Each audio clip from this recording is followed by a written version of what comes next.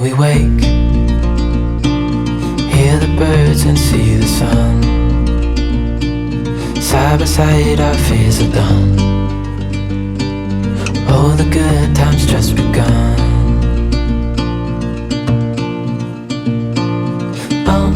We know what we have, let's hold on tight. Found what we're looking for in life. Call us crazy, but things are finally right. With you and I, the future is bright. Okay, we're doing a tour of our 1973 Land and Sea craft today. And I'll point out some interesting things and details on the boat. So follow along and I'll show you. Standing at the front of the boat, you'll notice how deep the hull is on this boat. They do intend it for traveling in the ocean through heavy seas. So that's a neat factor that we really love about the boat. Shore power connection right here in the front. You can see we do have it plugged in. The trailer it's sitting on is the original Land and Sea craft trailer that they talk about in the advertising for the boat. And luckily this boat has been in the Southwest its whole life, so it stayed in a dry climate, and there's very little rust on the trailer considering that it's 48 years old. So yeah, this is a 1973. It's one of the last of the Land and Sea crafts. They built 160 of them, and this would have been in the last year of production. This boat also has nearly every option you could get on a Land and Sea as far as we know. We haven't found any options that weren't on this boat new that they offered. So if you're curious about them, you'll be able to see all the possible things you might find on one with this boat. So follow along and we'll show you. So on our boat, so far since we've gotten it, we have done virtually nothing to it. So you're seeing it in its roughest condition. It sat for a long time.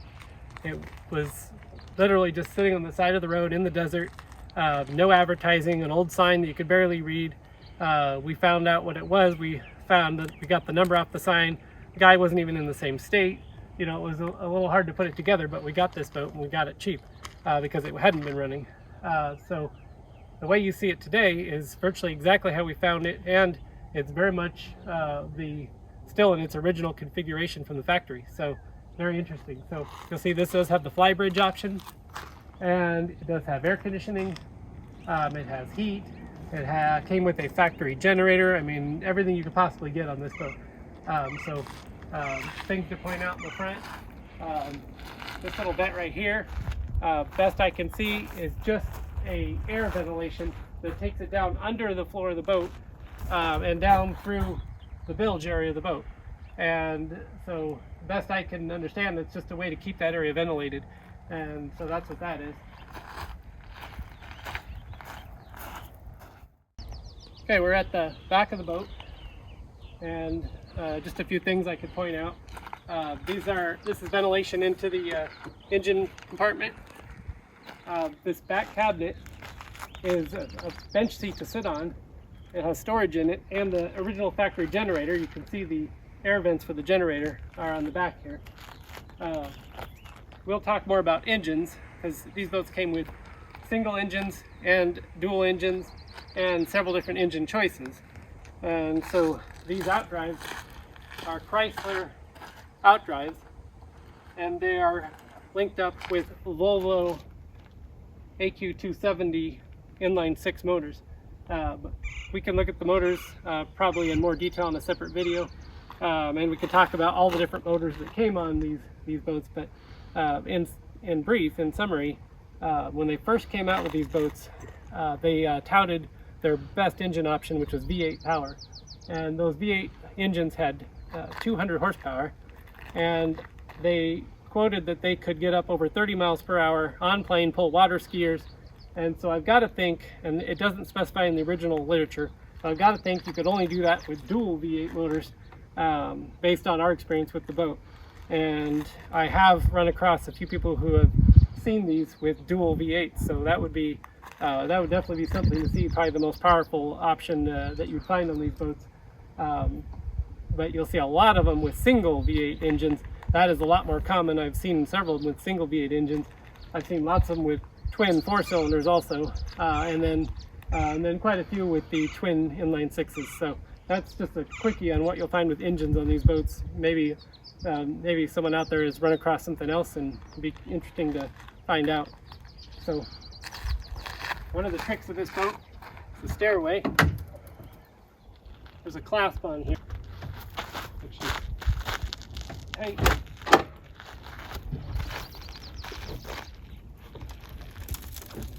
And the stairs fold down.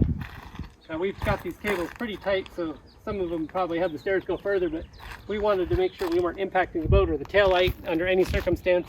So we kept these cables a little tight. We had to redo the cables when we got the boat. That makes it easy, especially with the step, for anybody to step onto the boat.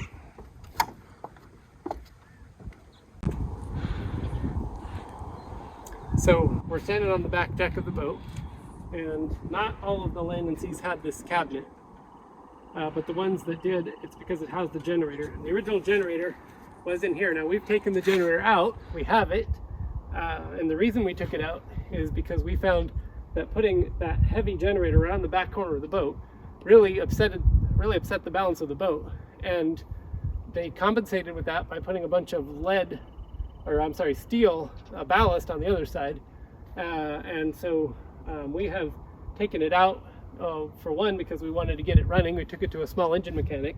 We did get that original generator running. It does function, but we've actually so far not put it back in. We're using a modern generator that's light and fuel efficient and quiet and easy to use, and we just use this for storage. So we have considered putting it back in. We're not sure if we ever will, but we could show you that generator. It's a very interesting thing to look at.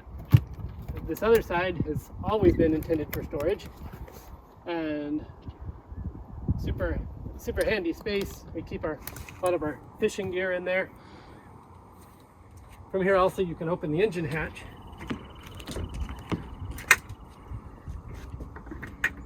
and we'll get a detailed look sometime at the engine area. But you've got your twin inline Volvos. Batteries are down on that side. The auxiliary water tank takes up this entire side, and so this space is pretty packed in, but still enough room that you can stand down in here, work on the engines. I love these inline 6s. They're simple the way they're laid out. You can get to everything. They're easy to work on. I've had no problems with these Volvo engines. Working on them, getting them running good.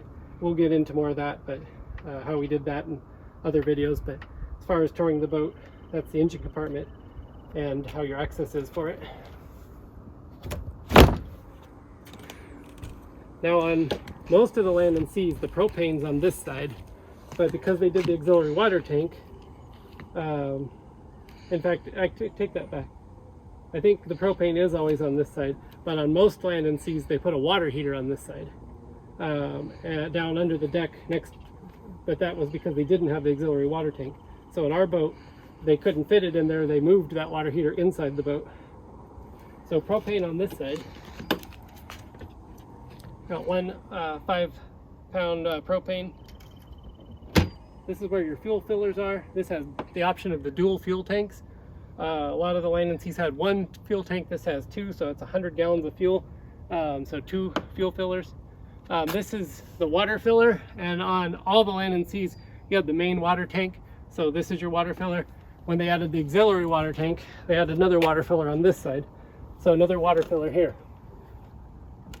It's underneath the steps, so you can't really see it in the video.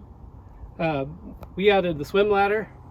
Of course, you can put these steps down in the water, and it's a great swim ladder, but we have found that at times we want to have chairs or other things on the deck.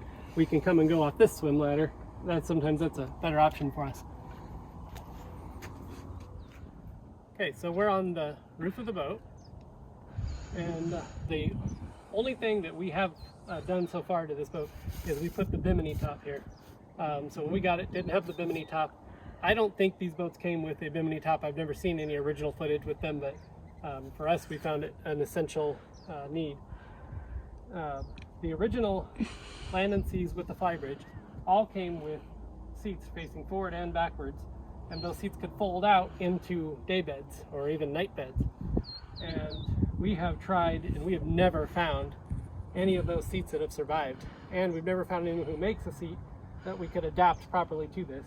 And a lot of land and sea owners have done different things with this space, and we'll show you what our plans are for it eventually. But this is how it is, or how it was exactly when we bought it, except we had these janky wood covers on both of these back hatches. One of them flew off pretty much right away. This one is already off pretty much, which I think it went this way. That one's already off. We just wanted to show you what it had, and we're discarding that. And so the old seats are completely shot. They have metal frames that have rusted. These were not the original seats anyways. They were added later by somebody. They're definitely going to go. But yeah, see. Anyway, so full control of the boat up here. You've got ignition for both motors, all the gauges. You've got your throttle controls and your shifter controls. So, really a nice space. One neat thing that they designed on these boats is a venturi. There's a space here, and this was designed so that when you're at speed, the wind is deflected up and it actually goes over your head, so you don't really get any wind in the face when you drive this boat up here on the flybridge. So it's kind of an invisible windshield, and it works really well. So that's about it up here. In fact, the original marine speakers that came with the boat are still up here. Now they don't appear to work, but they are here. And one of them is still present inside the boat. So this boat came with some sort of radio or stereo, and those are the original speakers that came with it. And they're still up here, and we're going to be replacing them with functional speakers, but interesting to see them there. Okay. The original air conditioner is still here and present on the boat. It still functions. The only thing I've done is I have painted this cover because it was just the ugliest brown you could ever imagine. So one of the very first things I did with the boat, just because I couldn't stand to look at it, was paint this cover. We've used the air conditioner, it works great. So the only downside, it does take up a lot of space. We've talked about alternatives to having it here on the roof, but so far we can't complain. It functions. We're not willing to give up the air conditioning because we spend a lot of time in hot weather. So here's our air conditioning, and that's how it's going to stay for a while. So I have toured through Sea Campers, which is another similar boat of the same era. And the first thing I did when I tried to walk onto a Sea Camper, which has similar steps, is I stepped on here and I whacked my head right on this pole, and it just shot right down through my spine. I didn't expect that. It was just an accident, but when I walked the first time onto one of these boats, I realized that I do clear this. I don't hit it when I step on here. That is a theme that carries through the entire land and sea. When I was in a Sea Camper, I could not stand up in the boat. I couldn't get on the boat without hitting my head. So immediate difference on land and sea. I'm 6 foot exactly. And now if you were anything over 6 feet, you'd probably still hit your head on this. I think for a land and sea, 6 foot is still about the comfortable limit where you're not going to hit your head on everything. But anything up to 6 feet, you're golden on a land and sea craft. Another thing about the land and sea craft that's nice, that is not on a Sea Camper or other boats that I've seen, is when you open this and you can latch this. When you open this and latch this, you can still open the engine compartment, which, being an old boat, this will clear.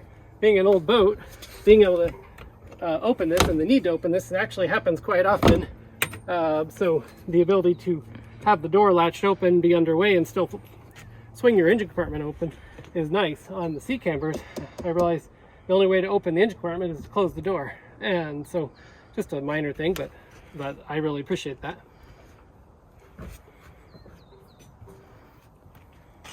So we'll invite you in and we'll show you the interior. Okay, so we are inside now. When you walk in from the back deck, you come into the galley with a nice seating area right across with a table. So you can sit 4 adults in here pretty comfortably. We've had 4 people on the boat before and have been perfectly comfortable dining here. So comfortable space. Under both of these benches are hatches, and there's storage the entire length under. So just a quick peek. And so storage under, these backrests snap onto the walls so they don't flop around. They wired the boat with 120 volt and a 12 volt, so I'm assuming you have a generator or shore power. You have plugins all around the boat. This table will come right off here and slot down between the bunks. The backrests go in the middle, and you've got a decent sized bed. So that's nice back here. Okay, so we're looking at the galley area. One of my favorite parts of that is this large double stainless steel sink. I personally like a double sink. I like to wash and I like to rinse, and we put our drying rack right here. And so the sink's a great layout. Plenty of counter space for a small boat. All the land and seas came just the way you see it. This is from the factory. Nothing has been changed here of significance. I mean, other than the faucet, which we put on. That's certainly updated, and we did a pull-out faucet, so that we like. But 4-burner stove, Dometic refrigerator, gas oven, and then plenty of cabinet space. There are small drawers above a big cabinet with a sliding door. And so that goes all the way back. There is some plumbing in here from the sink. And then you got a full bank of pull-out drawers. And so, really a nice layout. Another 110 plug. I would have liked if they had one over here, because we like to put our coffee maker over here, but it's something we could work on. I told you they still had one of the original speakers. This is the original 1973 speaker, so those are due for updating, but there it sits and it still functions mostly. The light above it is a fluorescent. We've never changed that out because it's reasonably efficient. We could put to a LED fluorescent, but hey, we haven't had any problems with that. We have changed out on this side over the table is also fluorescent. We've left those how they were. We have put in LED bulbs into the other lights in the boat. Above cabinet, above the galley, got a place for your dishes and glasses. We keep our plates and bowls up on the top. We have our glasses and coffee cups, and even olive oil and other things we use up above there. If you want to see inside, this fridge is held up incredibly well. And this fridge, you can select it right here, runs on gas or 12 volt or 120 volt. So it's a three-way fridge. So and the thing still works brilliantly. So the only thing on this boat on our personal boat that doesn't work is we've never been able to get the oven working.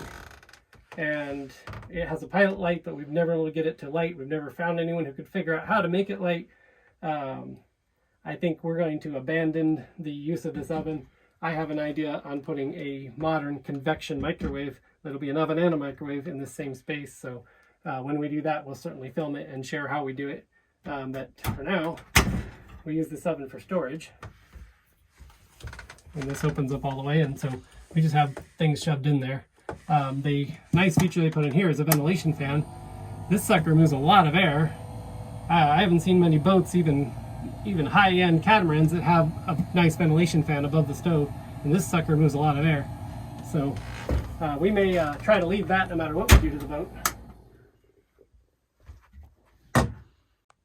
Okay, so we're midway through the boat now. We're just up from the galley. This space is a multi-function space on these land and seas, and they were all done like this. So when this backrest is down, this is a comfortable place to sit. You could lay across here. It's plenty long. It's like 6'5". A very tall person could lay across here. Storage underneath. Now we use bins in our storage area. We've got bins in a smaller bin and a bigger bin, because the smaller bins fit between So we've used bins to make it easy to use the entire space. But this hole under this bench is storage. And then the party trick of this boat is that this, and I won't put it all the way up at this moment, but I can demonstrate, this is on hinges. And this will come all the way up and become a top bunk. So we'll show that in its up configuration at some point, but that is the real party trick of this boat, and that's a neat feature. I've also got these heavy curtains that are still hanging from original. I'm a little worried about their tracks, but they're hanging. These heavy curtains can slide between the spaces and give the people in the middle bunk some privacy. On this side is your hanging locker, and it goes all the way up as high as this ceiling. There's a shelf in there, there's a coat rack, there's a lot of room in there to put all kinds of different things, including, you know, if you really want to use clothes. But we find we'll have some clothes in here, but we have a lot of other stuff usually stored in here also. Okay, the bathroom. I personally am not a huge fan of wet heads. And this is not a wet head. This has a separate shower, and you're seeing it, you know, not cleaned up. This is just kind of how it is. And so, you know, the shower is not super spacious. I mean, elbow room's a little tight, but it gets the job done. So we got a nice sink, storage above, storage below, and the toilet. So I'm going to talk about the toilet situation because it's, to me, kind of an interesting thing. So this is an RV toilet. It's not a marine toilet. And as you know, if you know anything about these boats, they're meant to be RVs and boats. And so they did an RV toilet. And the nice thing about that is incredibly simple. And it's the original toilet, and it still functions. And so I can't imagine a marine toilet from 1973 still functioning, because it seems like those marine toilets are malfunctioning when they're new. So yeah, it's one side for adding water to the toilet, the other side for flushing, or if you just do it on a quick flush, the whole thing, and you can see the power's on and the water's on, so it just flushed. So yeah, it still works to this day. It works brilliantly. We may update it to a more modern RV toilet that looks a little nicer, but unbelievable that it still functions, and it functions well. So this is, for both of us, our favorite part of the boat, most comfortable area. We love to sit up here. We love this circular configuration of the bench when it's set up like that. Honestly, we don't use the table here. Personally, we don't find a need for it. When we want a table, we go into the back of the boat and we sit across from the galley. So this is an option. I'm not sure we'll ever use it like this, but I wanted to show you how they designed the boat and how it came. And this is how it came and how it's all original. This interior that you see is the original interior of the boat. The carpet is not the original carpet. The original carpet was a 70s green shag, yellow shag. It was something to see, and it's thankfully not still present on this boat. But the interior, even the captain's chair, everything is just how it came from the factory. So this bench, plenty of room. You have 3 or 4 people sitting in here very comfortably. Without the table, you can take the table out and use it. This just pops right out. And you'll notice that the bottom side of this is a cushion. So literally you just take the post out, invert this, it snaps right in, and you can turn this into a bed. And so we honestly keep it converted into a bed when we're underway almost all the time. Unless we're just doing a day trip with friends, then we'll just take it out completely. But when we're on a multi-day trip, yeah, this is a bed. We lounge around here. The dog sleeps, stretches out here during the day. We cruise. You can sit here and see where you're going, look at the beautiful view. Yeah, we really like this front area of the boat. So that brings us over to the captain's chair.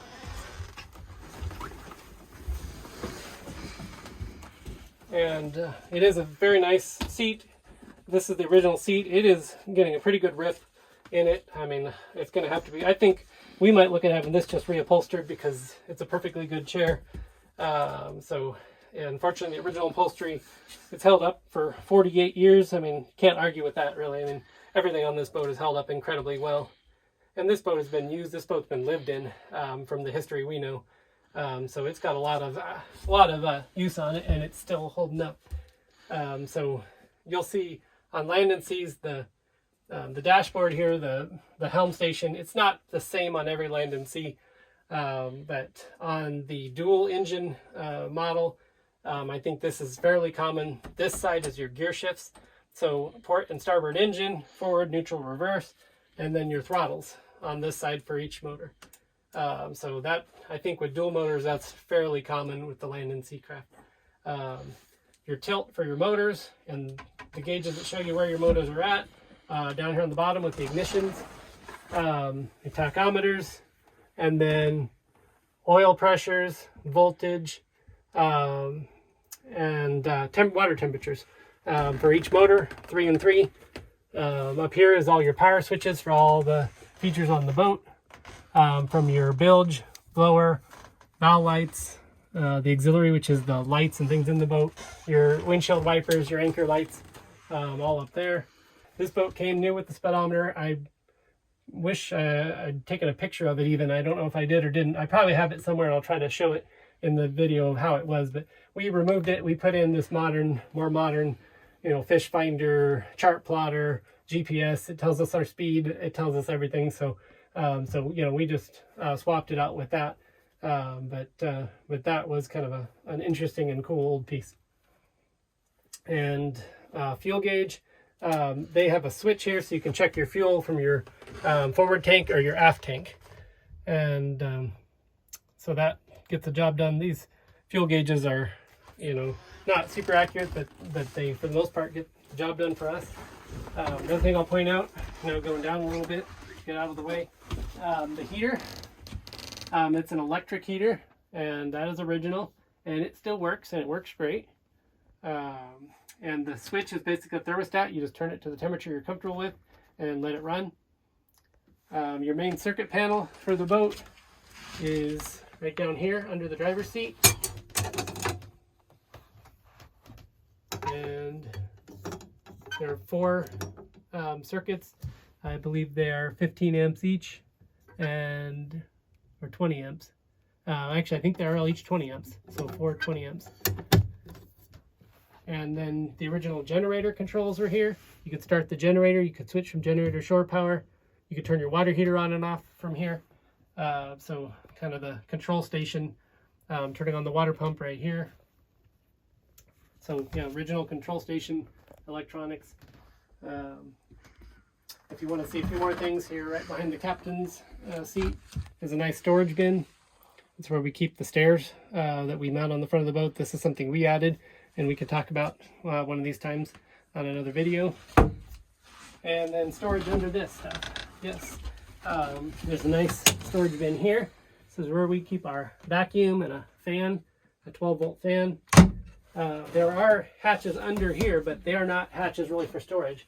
This is where the water heater sits on this boat, and this is where the water pump is on this boat. And so I would think on other land and seas that don't have a water heater, there's probably storage under here.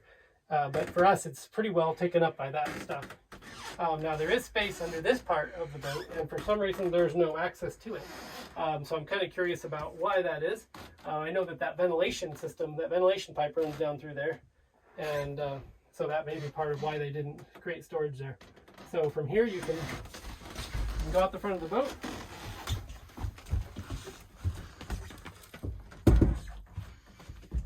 And there is a locker up here for anchors and so forth. We have 3 anchors in there. It's a large space because it's the entire width of the boat for the most part. So we have 3 anchors in there. We have lots of rope. We have straps. We have mud boots. We have water shoes. We have floor mats that we put out to wipe your feet on.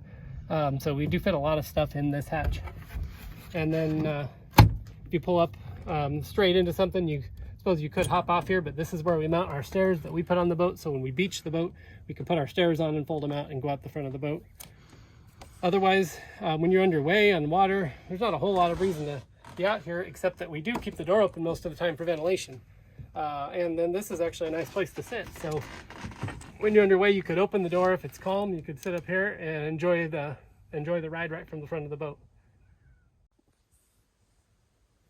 There are, well, I should say there's supposed to be 2 hatches into the floor on a land and sea.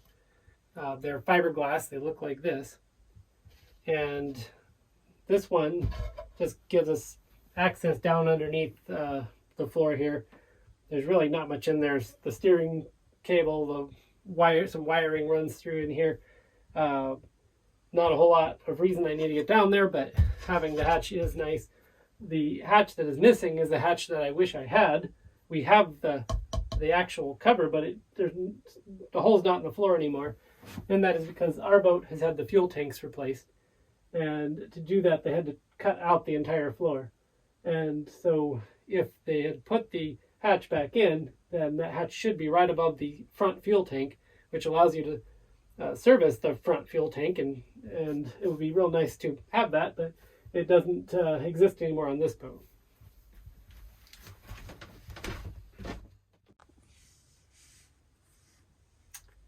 Under the entry steps, when you come into the boat, is where they locate the main battery shutoffs.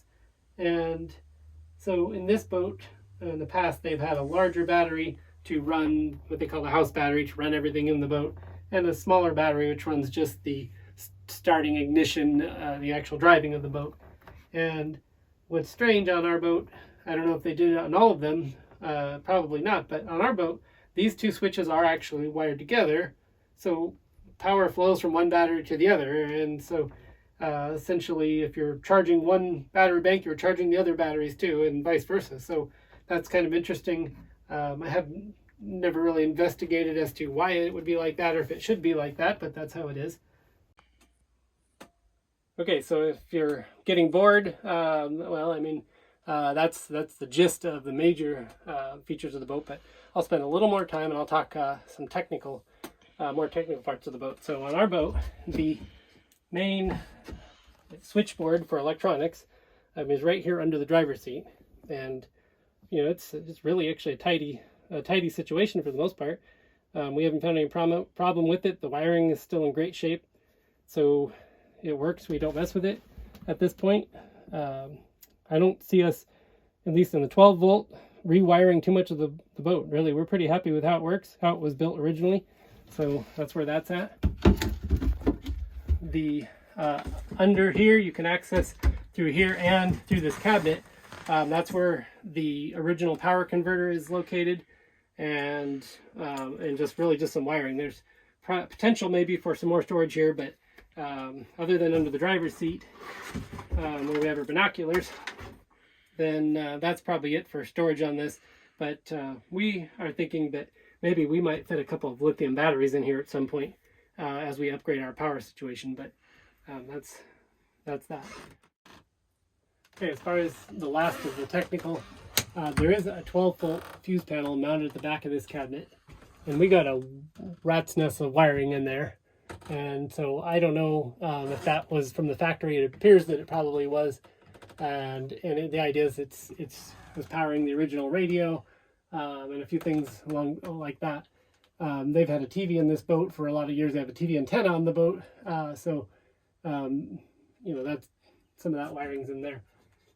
The original or one of the past owners had put a fish finder. You know, we put a more modern one on here, so that's going to be going.